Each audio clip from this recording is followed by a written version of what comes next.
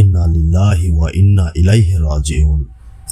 মৃত ব্যক্তিরা বুঝতে পারে না যে সে শুরুতেই মারা গেছে।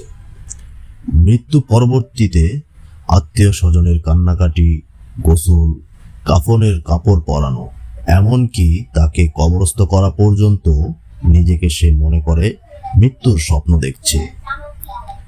তার মানে সবসময় স্বপ্ন দেখার ছাপ থাকে। তখন সে চিৎকার করে, কিন্তু কেউ তার চিৎকার শুনতে পায় না।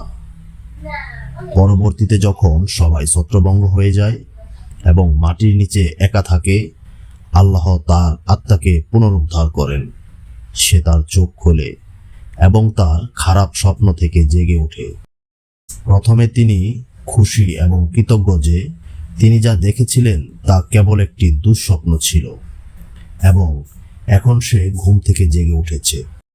তারপর সে তার শরীরকে স্পর্শ করে, যা সবেমাত্র একটি কাপড়ে মোড়ানো হয়েছে। অবাক হয়ে প্রশ্ন করে, আমার জামা কোথায়? আমার অন্তর্বাস কোথায়? অতঃপর তিনি বলতে থাকেন, আমি কোথায়? এই জায়গাটি কোথায়? কেন সর্বত্র ময়লা কাদার গন্ধ? আমি এখানে কি করছি?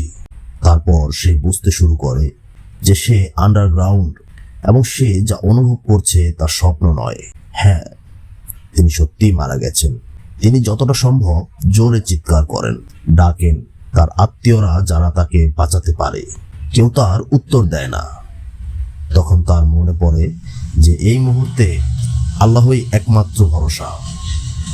তখন তিনি কাঁদেন এবং আল্লাহর কাছে ক্ষমা প্রার্থনা করতে থাকেন। ইয়া আল্লাহ, ইয়া আল্লাহ, আমাকে ক্ষমা করো ইয়া আল্লাহ।